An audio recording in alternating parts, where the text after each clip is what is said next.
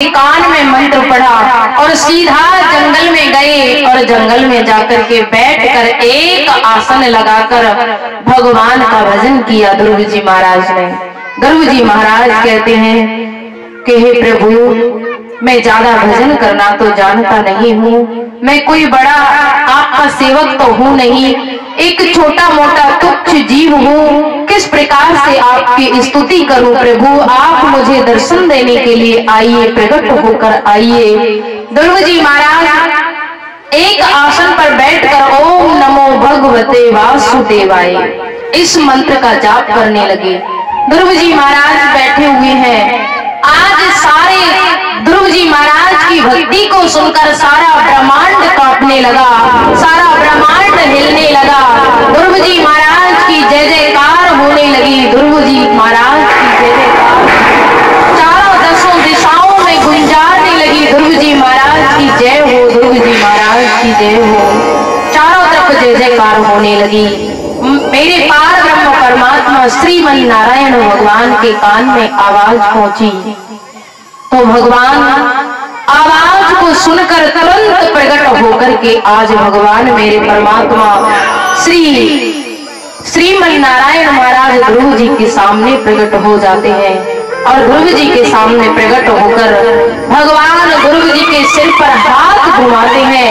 हाथ घुमाकर भगवान ध्रुव जी से कहते हैं, पुत्र ध्रुव वरदान मांगो। ध्रुव जी महाराज की जब समाधि से हटे, ध्रुव जी महाराज ने देखा कि सामने श्रीमन नारायण खड़े हैं। ध्रुव जी महाराज आज जाकर के प्रभु के हृदय से लग जाते हैं। प्रभु बैठे हुए हैं, गोद में ध्रुव जी को बिठा लिया। भगवान ध्रुव जी से प्रेम करने लगे, बहुत प्रेम करते हैं। ध्रुव जी पूछते हैं कि प्रभु, मैं आपसे वरदान मांगने के लिए नहीं आया हूँ, मैं सिर्फ इतना पूछने आया हूँ कि मेरी माँ ने मुझे धक्का मारा और मेरे पिता ने कुछ क्यों नहीं कहा, बस इतना बता दो। धन्य है ध्रुव जी जो स्वयं परमात्मा की गोद में बैठे हुए हैं। ध्रुव जी महाराज कहते हैं, प्रभु मैं बस इतना पूछने आया हूँ कि माँ ने धक्का मारा और पिता कुछ नहीं बोले, इसका कारण क्या है? उनका मौन रहने का मुझे उपाय, कुछ कारण बताइए। तो भगवान कहते हैं, ध्रुव तू संसार परमात्मा अखिल ब्रह्मांड नायक परम पिता परमात्मा श्रीमन नारायण की गोद में बैठा है पुत्र, फिर भी तुझे वही बात क्यों याद आई है? ध्रुव जी कहते हैं कि मैं वरदान मांगने नहीं, मैं तो बस एक बात पूछने आया हूँ। ध्रुव जी की बालक बुद्धि है, छोटे से ध्रुव जी हैं, इतने जानते भी नहीं है कि प्रभु से मैं क्या प्रश्न कर रहा हूँ। ध्रुव जी कहते हैं, मुझे तो बस यही बताइए। तो भगवान ने ध्रुव जी के मस्तक पर हाथ रखा और ध्रुव जी की जो बालकपन की बुद्धि थी वो बुद्धि नष्ट हुई और ध्रुव जी महाराज के अंदर सारा ज्ञान प्रकट हो गया। ध्रुव जी के अंदर जब ज्ञान प्रकट हुआ तो ध्रुव जी प्रभु की स्तुति करने लगे। हे प्रभु, मैं आपकी किस प्रकार से स्तुति करूं? मैं संसार का तुच्छ जीव हूँ, आपके चरणों में प्रणाम करता हूँ। ध्रुव जी महाराज ने प्रभु के दर्शन किए, सारा ज्ञान लेकर ध्रुव जी महाराज अपनी उत्तानपाद राजा की नगरी की तरफ अपनी माँ से मिलने के लिए आए। आकर के देखा कि माँ का रो रो करके माताओं की आंख की ज्योति चली गई है। सुनीति की आंखें फूट चुकी हैं, ज्योति चली चुकी है और दोनों आंखों से आंसू बहते हैं, लेकिन कुछ दिखाई नहीं देता। जब दिखाई नहीं दिया, ध्रुव जी महाराज ने जैसे माता के मस्तक पर अपना हाथ रखा तो प्रभु की कृपा से माता दोनों आंखों की ज्योति वापस लौट करके आ गई। भक्ति का प्रभाव ऐसा ही होता है। भगवान की कोई भक्ति करके तो देखे, प्रभु उसे जीवन में कभी रोने नहीं देते। एक बार प्रभु का भजन, जरूरी नहीं है कि माला लेकर के भजन करो, हम उठते बैठते सोते जागते चलते फिरते कभी भी प्रभु श्री राम का नाम ले सकते हैं। रामचरितमानस में आता है, हो समरथ को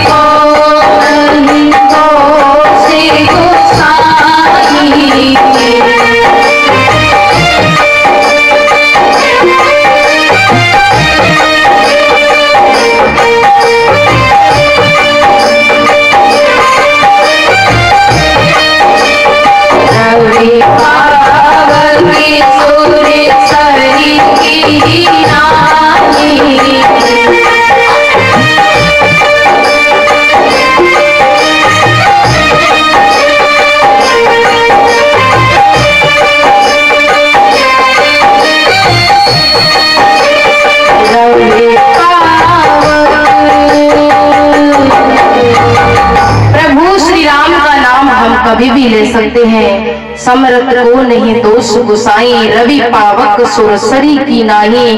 जैसे एक बड़ी गंगा जी बह करके जा रही हो, उसमें अगर अपवित्र जल मिला दिया जाए तो उस जल में कोई भी भेद प्रभाव नहीं पड़ता है। भरी हुई गंगा जी में आप कुछ भी मिलाओ, कभी आप पवित्र नहीं होती है। जैसे अग्नि होती है, अग्नि अच्छा और बुरा दोनों का भक्षण करती है। अच्छे को भी खाती है, बुरे को भी खाती है। जैसा खिलाओ वैसा खाती है। अग्नि को कभी दोष नहीं होता। वैसे ही प्रभु श्री राम का नाम लेने में हमें कभी दोष और पाप नहीं लगता। किसी भी समय, रात के 2 बज रहे हो, 3 बज रहे हो, 4 बज रहे हो, कभी भी हम प्रभु श्री राम का नाम ले सकते हैं। ये समर्थ है। और ज्यादा नहीं तो थोड़ी बहुत हमें प्रभु का नाम लेना चाहिए। भोजन बनाते हैं, रसोई घर में जाते हैं, भोजन बनाते समय श्री कृष्ण गोविंद हरे मुरारी, हे नाथ नारायण वासुदेवा, इस प्रकार से भजन करते रहिए तो काम भी होता रहे और प्रभु का नाम भी मुख से बिसरे ना। प्रभु का नाम भी लेते रहे, दोनों काम एक साथ हो जाए। वैसे भी कहते हैं कि जितना बड़ा गृहस्थ आश्रम होता है उतना बड़ा संत का आश्रम नहीं होता। श्रीमद् भागवत में स्पष्ट लिखा है कि सबसे बड़ा आश्रम होता है तो गृहस्थ आश्रम होता है।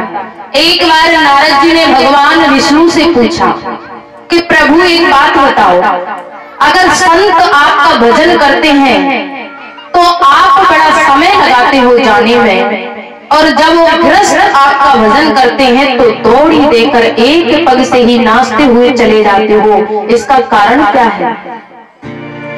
भगवान नारद से कहते हैं, नारद मैं कहूंगा क्या तुम करोगे? बोले बिल्कुल करूंगा, बताओ प्रभु क्या करना है?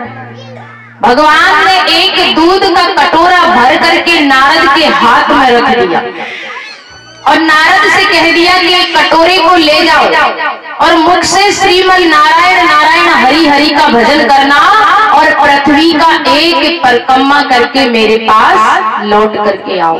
और ध्यान रखना, इस दूध की कटोरे से एक बूंद दूध बिखरना नहीं चाहिए। नारद जी ने सोचा एक साथ में दो काम। नारद जी सोचने लगे कि अगर श्रीमद नारायण का भजन करूंगा तो दूध बिखर जाएगा और दूध पर ध्यान रखूंगा तो नारायण का नाम भूल जाऊंगा। फिर भी नारद जी ने कोशिश की। नारद जी ने आश्रम से निकले भगवान के 2-4 बार तो श्रीमद नारायण नारायण का भजन किया और नारद जी भगवान का भजन करना भूल गए। पूरा ध्यान उस कटोरे के ऊपर ही रह गया। कहीं कटोरे से दूध न बिखर जाए, कहीं कटोरे से दूध न बिखर जाए। नारद जी पृथ्वी का परिक्रमा करने लगे, पूरा ध्यान उस दूध के ऊपर है। और जैसे ही परिक्रमा करके आए, श्रीमन नारायण को कटोरा आकर के दे दिया, लो प्रभु इसमें से एक भी बूंद दूध बिखरने ना दिया। भगवान पूछते हैं कि मेरा भजन कितनी बार किया? नारद जी कहते हैं प्रभु आप पागल हो क्या? थोड़ी बहुत शर्म नहीं आती आपको? एक इंसान 2 काम एक साथ कैसे कर सकता है? आप बताइए, एक आदमी एक साथ 2 काम कर लेगा क्या? नहीं कर पाएगा ना, अलग अलग नहीं कर पाएगा। तो मैं आपका भजन भी करता और दूध के ऊपर नजर भी रखता, ये 2 काम एक साथ कैसे कर लेता? भगवान कहते हैं कि जो ग्रस्त होते हैं वो यही तो काम करते हैं, मेरा भजन भी करते हैं और अपने गृहस्थी का पालन पोषण भी करते हैं। इसलिए मैं सबसे ज्यादा प्रेम करता हूं तो गृहस्थ लोगों से करता हूं। जहां पर अगर जिस घर में अगर बेटी भगवान की भक्त हो जाए, शादी से मतलब नहीं होता, जात पात से मतलब नहीं होता। जैसे हम कहते हैं कि लोग सिर्फ ब्राह्मण को अधिकार है कथा करने का, तो ये बात हमारे संत कहते हैं कि कौन सी जगह लिखा हुआ है कि एक दूसरे समाज को, अदर समाज को भगवान का सत्संग करने का क्या अधिकार नहीं है? क्यों नहीं है? किस लिए नहीं है? कहाँ पर लिखा हुआ है कि दूसरी समाज भगवान ने सबरी के लिए खुद जाकर के कहा कि जाति पात से मुझे कोई मतलब नहीं है, सिर्फ राम जी से प्रेम करने वाला होना चाहिए, भागवत कथा से प्रेम करने वाला होना चाहिए। जाति पात कुल धर्म बढ़ाई, धन बल परिजन गुण चतुराई। हे सबरी, मुझे धन और जाति से कोई मतलब नहीं है, सिर्फ राम नहीं केवल प्रेम प्यारा, जान ले है जो जानन हारा। प्रभु को प्रिय है तो सिर्फ भगवान को प्रेम प्रिय है, बाकी किसी की धन दौलत के भूखे भगवान नहीं होते हैं। इसलिए भगवान कहते हैं कि जिस कुल में अगर बेटी भगवान की भक्त हो जाए, संत बनना जरूरी नहीं है, भगवान की भक्त बन जाए, भले शादी हो जाए, पर भक्त बनी रहे, भगवान को मानती रहे। अगर जिस कुल में बेटी भगवान को मानती है, भगवान के हर नियम का पालन करती है, उसकी 21 पीढ़ियां नर्क में डली हुई भी स्वर्ग में चली जाती है। जहां पर बेटी भगवान की भक्त हो जाती है, 21 पीढ़ियां किसकी? 7 पीढ़ियां तो पीहर वालों की, 7 पीढ़ियां ससुराल वालों की और 7 पीढ़ियां मामा के परिवार की। 21 पीढ़ियां तर जाती हैं जहां पर बेटी भगवान की भक्त हो जाती है। और जहां पर अगर पुत्र भगवान का भक्त हो जाए, बेटा अगर संत बन जाए, भगवान का भक्त हो जाए, वहां पर 7 पीढ़ियां नर्क में डली हुई स्वर्ग में चली जाती है। लेकिन बेटी अगर संत बन जाए तो 21 पीढ़ियां तरती है। जनक जी महाराज ने सीता से कहा था कि पुत्री पवित्र कीने कुल दो। हे बेटा, आप श्री राम के साथ आई, पति का साथ दिया आपने, मैं धन्यवाद देता हूँ पुत्री, आप धन्य हो जो आपने सारे मार्ग को छोड़कर आपके पति का साथ दिया। आज तो आपने दोनों कुलों को पवित्र कर दिया। पुत्री सीता, आप धन्य हो। तो हमें बेटियों को भी वैसा ही होना चाहिए जैसे माता सीता थी, और भाई भाई को एक राम और लक्ष्मण की तरह रहना चाहिए जैसे भगवान राम और लक्ष्मण रहा करते। आजकल तो थोड़ी बहुत जमीन के चक्कर में तलवार ले लेकर आ जाती है भाई आपस में काटने के लिए। क्यों आती है? पत्नियों की बातों में आकर। मैं आप लोगों की बात नहीं कर रही हूँ, मैं तो हमारी शिवपुरी की बात कर रही हूँ। सारे गुण उधर ही है, आपकी इधर नहीं है, मैं उधर की बात कर रही हूँ। क्योंकि आजकल माताएं होती है ना भैया, लोगों के कान को 24 घंटे भरती रहती हैं, आपकी माँ ऐसी, आपके पिता ऐसे, आपके भाई ऐसे, ये ऐसा वो ऐसा। तो एक दिन उसको भी गुस्सा आता है, वो भी सोचता है कि मेरी पत्नी बोलती रहती है, तो वो भी गुस्से में आकर पत्नी की बातों में आकर भाई को मारने के लिए लठ लेकर, तलवार लेकर चला जाता है। ये हमारी आंखों के सामने की देखी हुई बात है, हमारी खुद के सामने। घर वाली की बातों में आकर हमारी कथा चल रही थी इधर रामगंज मंडी साइड में, जब हम कथा में आए हुए तो भाई भाई में इस कदर लड़ाई हो रही थी थोड़ी सी जमीन के चक्कर में। तो हमने कहा कि तो जमीन है इसी जगह रह जाएगी, थोड़ी सी जमीन में से आप कौन से करोड़पति बन जाओगे। अगर छोटे भाई ने ज्यादा ले ली तो उसमें भी तसल्ली रखना चाहिए, बड़े भाई ने ज्यादा ले ली तो उसमें भी तसल्ली रखना चाहिए, वो भी एक भक्ति है। 90 प्रकार की भक्ति में आया है। भगवान श्री राम ने सबरी से कहा था कि सबरी 8 यथा लाभ संतोषा, सपने नहीं देखें परदोषा।